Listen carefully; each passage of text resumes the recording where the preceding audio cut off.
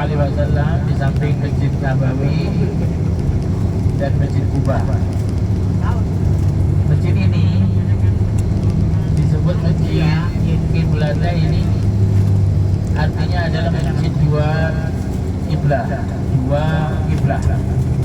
ya. Kenapa disebut dua kiblat? Karena pertama Rasulullah Shallallahu Alaihi Wasallam ini sholat menghadap Baitul Maqdis. Ya, dan ini menjadi semacam ledekan orang-orang Yahudi. Maka Rasulullah Shallallahu Alaihi Wasallam meminta kepada Allah Subhanahu Wa Taala untuk memindahkan kiblat ke Ka'bah. Ya, qad nara taqalluba wajhika fis sama. Rasulullah terus menengadahkan wajahnya ke langit meminta Allah Subhanahu Wa Taala untuk memindahkan arah kiblat.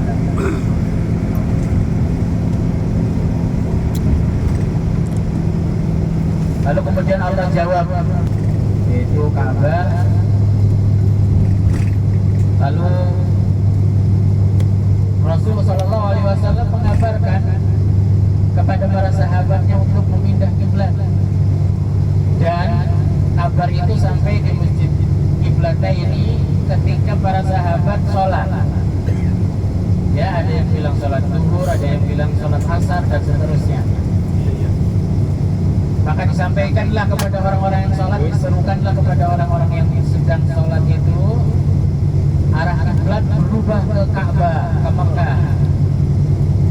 Maka seketika itu juga imam ya bergerak dan makmum membalikan badan mereka ke arah Ka'bah, karena Madinah ini di tengah-tengah antara Mekah dan Baitul Maqdis. Ya, tadinya menghadap ke utara, jadi menghadap ke selatan, ke arah Ka'bah. Ini Madinah kenapa dingin? Karena terus ke utara itu semakin dingin. Terus ke utara ini nanti ketemu Tabuk, ketemu Jordan, ketemu Syam, ketemu Libanon, ketemu Suriah, ketemu Turki, makin dingin terus. Ketemu Istanbul, ketemu Eropa. Ya, ini kenapa lebih dingin daripada Mekah nanti. Nah, kemudian Rasulullah Shallallahu Alaihi Wasallam memerintahkan hal tersebut, dan para sahabat mentaatinya sementara mereka sedang dalam keadaan sholat. Masya Allah, ini memang keimanannya para sahabat memang tidak diragukan lagi. Ketika tiba perintah, maka mereka tidak menunggu untuk menyelesaikan sholat mereka, tidak. Mereka langsung menghadap kiblat, membalikkan badan-badan mereka, dan imam segera menempatkan diri di depan mereka, dan kembali mereka melanjutkan sholat mereka. Ini rahasia kenapa disebut masjid dua kiblat. Ya, pelajaran dari kisah ini yang pertama tentunya ketaatan para sahabat kepada Rasulullah Sallallahu Alaihi Wasallam ini memang ya tanpa basa-basi lagi, ya tanpa embel-embel lagi, tanpa alasan lagi. Kalau itu datang dari Rasulullah Sallallahu Alaihi Wasallam, jelas yang memerintahkannya juga benar, sahih, maka mereka langsung patuh Sallallahu Alaihi Wasallam, maka mereka langsung menjalankan apa yang diperintahkan. Karena konsekuensinya berat kalau mereka tidak menjalankan apa yang diperintahkan oleh Rasulullah Sallallahu Alaihi Wasallam. Nanti kita cerita tentang perang Uhud. Salah satu dari efek orang-orang yang tidak mematuhi perintahnya Rasulullah Sallallahu Alaihi Wasallam. Ya, wa ma ataakumur rasulu fakhudhuhu wa ma nahakum anhu fantahu. Apa yang diperintahkan, diwajibkan oleh Rasulullah Sallallahu Alaihi Wasallam, ingat yang diwajibkan saja. Ya, kalau yang disunahkan boleh ditinggalkan, boleh tidak. Tapi ini yang diperintahkan, wa ma ataakumur rasul, apa-apa yang diwajibkan oleh Rasulullah Sallallahu Alaihi Wasallam sekuat tenaga kita. Ya, fa'tu minhu mastata'tum. Sekuat semampu kita. Dengan maksimal kita jalankan. Wa ma nahakum anhu fantahu. Apa yang dilarang, yang diharamkan lewat lisan Rasulullah sallallahu alaihi wasallam, maka tinggalkan. Maka para sahabat langsung menjalankannya tanpa mereka menanyakan alasan-alasan apapun yang dikatakan oleh Rasulullah sallallahu alaihi wasallam atau yang dikabarkan kepada mereka dari Rasulullah sallallahu alaihi wasallam. Mana ini Ustaz, masjidnya masih sedikit lagi ya. Insyaallah kita tidak turun, qadarullah kita sudah makan banyak waktu di pasar kurma ya. Jadi kita lewat saja di Ofot juga kemungkinan kita lewat dan lihat. Lalu kemudian kita sampaikan info dan pelajaran dari Gunung Ofot ini. Lebih penting sholat zuhur. Tidak, ini nggak cukup waktunya. Iya. Bisa turun Pak, 10 menit nggak mungkin ini. Ya. Iya, lebih baik Turun zuhur. foto-foto, habis itu naik lagi ya. Di Ofot, ya. Karena nanti di sana godaan belanja juga. Ya. Masya Allah, selfie juga. Masya Paling Allah, foto-foto Masya Allah. bersama selfie. Habis itu kita kumpul. Jatahnya 10 menit. Iya. Kadang-kadang sampai 30 menit ya. Yang penting sholat zuhur. Masya Allah. Sholat zuhur di masjid. Sayang juga kalau nggak turun memang. Jam berapa sekarang ini? Jam berapa nih? Insya Allah nyandak ya. Terkejar kita zuhur di Masjid Nabawi. Sebelah kiri itu menaranya 2. Sebelah kiri ya ini sekitar ya 7-8 kilo dari kota Madinah. Masya Allah. Masya Allah, Masya Allah. Itu dia kiblat yang sekarang. Itu bukan kiblat yang dulu pertama kali didirikan. Ya sama dengan Masjid Nabawi, sama dengan Masjid Kuba. Ya tadinya kiblatnya ada di belakang, sekarang ada di depan. Dulunya ada di depan, sekarang ada di belakang. Atasnya ada anuannya, halaman. Dijadiin halaman. Sebelah kiri Pak. Iya.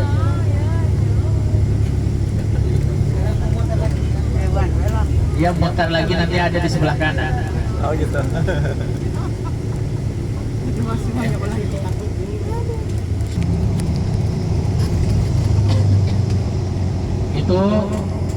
Itu ketaatan para sahabat di hadapan Rasulullah Sallallahu Alaihi Wasallam. Kitchen set. Bahkan saya temukan kisah di beberapa buku sirah nabawiyah. Rumah raja ya. Abu Bakar As-Siddiq, sampai dikatakan As-Siddiq. Ini beliau membenarkan Mi'rajnya Rasulullah Sallallahu Alaihi Wasallam, Isra Mi'rajnya Rasulullah Sallallahu Alaihi Wasallam, sementara orang-orang Quraisy mengingkarinya. Maka beliau katakan kalau Rasulullah Sallallahu Alaihi Wasallam mengatakan tembok yang putih ini hitam, saya aku mengatakan bahwa tembok yang putih ini aku katakan hitam. Saking percayanya bahwasanya Rasulullah nggak mungkin salah, nggak mungkin berkata dusta. Dan para orang-orang Quraisy juga mengakui bahwasanya Rasulullah tidak pun sekali-kali beliau berdusta. Makanya disebut Al-Amin, yang dipercaya sebelum diutus. Ya, sehingga orang-orang berbondong-bondong mengimani Rasulullah Sallallahu Alaihi Wasallam, dan yang mengingkarinya juga orang-orang Quraisy terus memusuhinya. Di depan kita itu, Masya Allah, Masjid Qiblatain.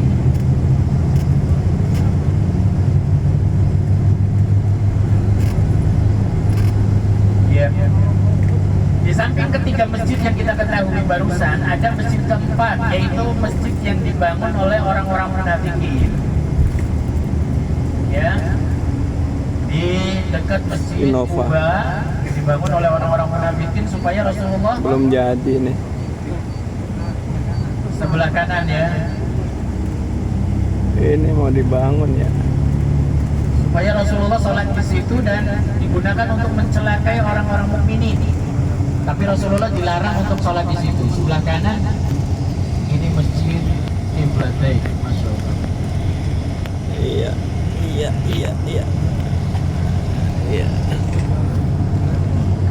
Pada waktu Rasulullah SAW perintahkan para sahabat untuk membuang minuman-minuman keras mereka, mengharamkan, Allah menurunkan ayat pengharaman minuman memabukkan, khamr pun demikian, serta merta para sahabat membuang khamr mereka.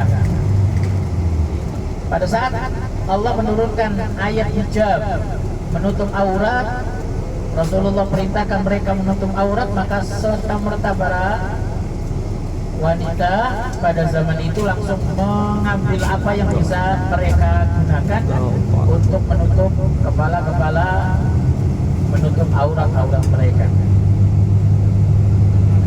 Ini segera kita menuju ke Sekolah Kondang. ya? Oh bukan, kantor ya? Masya Allah, Kondang ini sudah nggak terlihat lagi Ustaz ya.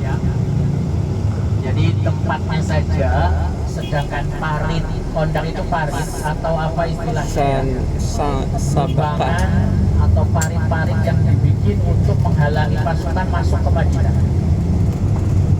Ya, digali oleh para sahabat.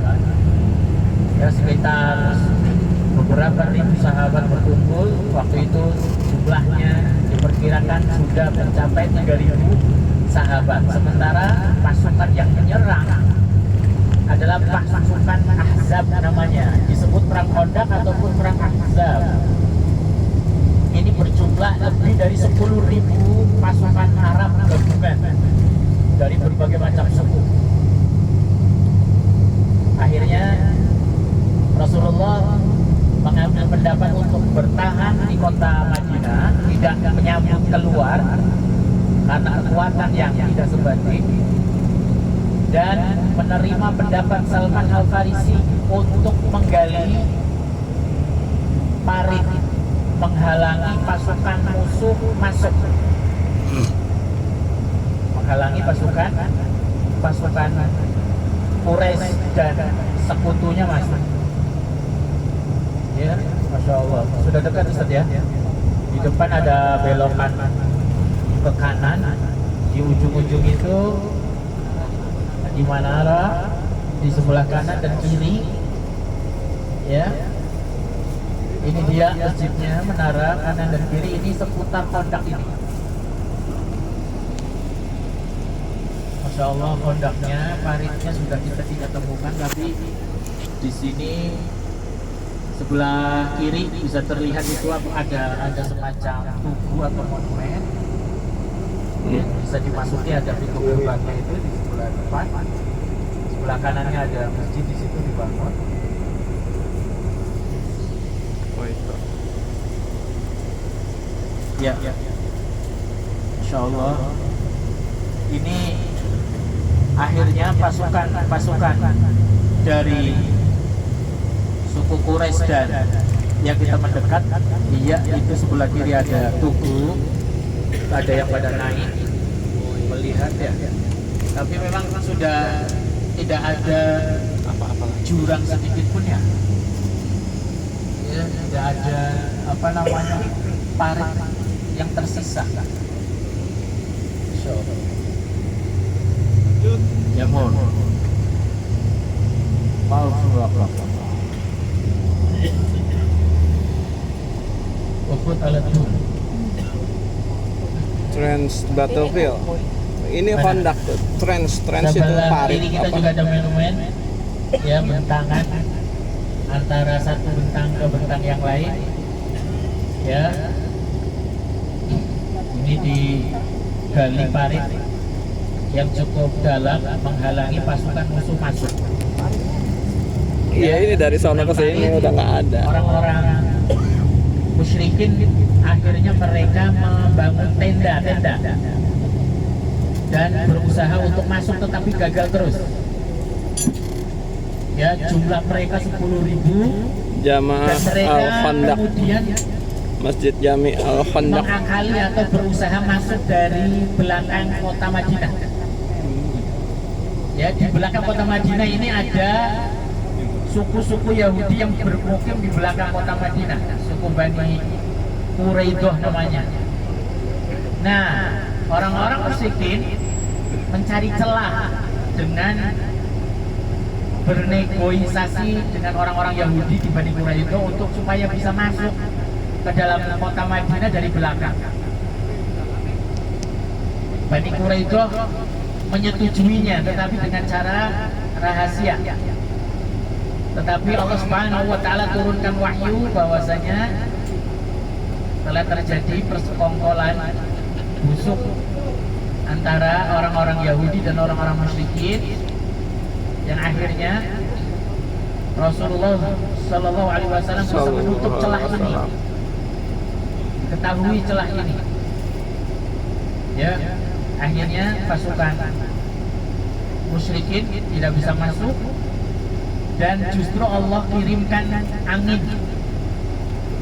Angin apa mungkin zaman sekarang, angin yang memporak-porandakan mereka, kontang panting, angin puting beliung, angin topan, yang akhirnya mereka kocar-kacir dan mereka tidak masuk, nggak bisa masuk, perbekalan sudah menipis, tidak bisa masuk dari arah depan maupun belakang, datang badai, angin, pasir, topan yang memporak-porandakan mereka, akhirnya mereka putus asa dan pulang. Ya, ini kisah tentang Khandaq atau Ahzab. Rasulullah Shallallahu Alaihi Wasallam juga turun untuk menggali batu-batu yang keras-keras. Kita ketahui bukan tanah tapi banyak sekali batu. Betapa perjuangan para sahabat dan Rasulullah Shallallahu Alaihi Wasallam dan para sahabat adalah perjuangan yang sangat keras. Sampai Rasulullah menahan lapar dengan mengikatkan batu di perutnya untuk menahan lapar beliau. Para sahabat pun seperti itu. Toko HP. Karena itu terjadi di musim panas di kota Madinah, yang jika musim panas datang akan sangat panas, dan jika musim dingin datang akan sangat dingin. Ini kota Madinah, keunikannya, ya, keunikan dari Telepon. kota Madinah. Telepon. Masya Allah. Sampai kemudian Rasulullah Shallallahu Alaihi Wasallam berhasil mengamankan kota Madinah tanpa terjadi bentrokan dan korban jiwa, dan musuh kaum musyrikin pulang dengan kekalahan. Tersisalah ya hukuman yang akan Rasulullah Shallallahu Alaihi Wasallam jatuhkan kepada Bani Quraidah. Ya, karena Bani Quraidah terbukti telah melakukan kerjasama rahasia dengan orang-orang musyrik untuk menghancurkan kaum muslimin. Terbukti ada saksi dan seterusnya. Ya, akhirnya Rasulullah Shallallahu Alaihi Wasallam membalikan pasukan dari Khandaq ini menuju belakang kota Madinah, menuju Bani Quraidah. Sampai dikatakan kepada para sahabat, ayo pergi ke Bani Quraidah. La tusallu al-asra illa ya di Bani Quraidah. Janganlah kalian sholat asar kecuali kalian sholat di Bani Quraidah. Sudah sampai kampung mereka. Sampai para sahabat berbeda pendapat. Ada yang sholat di tengah jalan, ada yang sholat tetap di tempat Bani Quraidah meskipun dan bisa menjalankan sholat asar di sana. Ya, tetapi karena diperkirakan tidak terkejar sholat asar di Bani Quraidah, mereka sholat asar di tengah perjalanan dan dimaklumi oleh Rasulullah Sallallahu Alaihi Wasallam. Maka kemudian setelah perang Khandaq ini terjadi perang Bani Quraidah. Dikepunglah kampung dan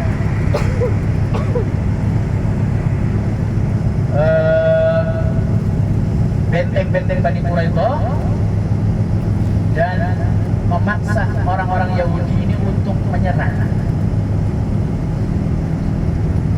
Masih lama Uhud ini Ustaz? Ini bukan Uhud ya? Seperti ya. 12:30 36 apa 30-an. Pokoknya masih ada hubungan. Nanti kita pulangnya setelah lihat Uhud, kita ceritakan tentang Uhud. Masya Allah, ini ibrah yang banyak sekali. Ini perjanjian damai. Makanya dihukum oleh Rasulullah SAW dengan dikepung dan diperang. Sampai akhirnya mereka menyerah karena berbekalan yang kurang dan lain sebagainya, bertahan di benteng-benteng mereka, mereka keluar dan menyerah. Ya. Kemudian Rasulullah SAW membiarkan anak-anak dan wanita di antara mereka, ya. Sedangkan orang-orang yang sudah dewasa balik, Rasulullah SAW hukum, ya, satu persatu di antara mereka yang sudah balik dihukum oleh Rasulullah SAW dengan hukuman kematian, ya, sampai terbunuh. Pada kejadian tersebut sekitar 600 sampai 800 laki-laki Yahudi yang sudah dewasa atas kejahatan yang mereka lakukan untuk atas persekongkolan pengkhianatan mereka menghancurkan kota Madinah. Ini ketegasan beliau Sallallahu Alaihi Wasallam. Selanjutnya Rasulullah Sallallahu Alaihi Wasallam pada kemudian hari mengusir Yahudi yang berada di Khaybar dan lain tempat di Madinah yang akhirnya bersih dari orang-orang Yahudi yang senantiasa berkhianat, yang mencelakai Rasulullah Sallallahu Alaihi Wasallam yang tadinya mereka hidup berdamai, tetapi karena khianat Rasulullah Sallallahu Alaihi Wasallam perangi mereka. Masya Allah, kita sudah sampai Uhud. Bentar lagi terlihat ini ya. Masya Allah, Masya Allah. Ini yang dikatakan ada tulisan ya. Kalau kita berinfak emas ya sebesar gunung Uhud ini, ma balagha mudahatihi wala nasibahu, himnya itu kepada para sahabat, mereka tidak bisa diungguli, gak sampai satu mud atau setengahnya dari infaknya, pengorbanannya para sahabat dengan agama ini. Nah, itu ada bukit yang dinaiki oleh para peziarah ya, para mutamir, itu namanya Bukit Rumah, Bukit Rumah, Bukit Pemanah. Ini yang ditempatkan oleh Rasulullah SAW sebagian sahabat di bukit ini yang kita lihat sebelah kiri. Sebelah kiri ini bukitnya. Terus kemudian di depannya masjid dan di samping masjid ada makom. Ya, kita disunahkan berziarah sebenarnya. Gimana Ustaz? Foto-foto saja apa sekalian berziarah? Masya Allah. Disunahkan untuk berziarah ke Syuhada Uhud, tapi tidak sholat di sini karena waktu dan hal lainnya. Ya, ini bakal lama nih ya.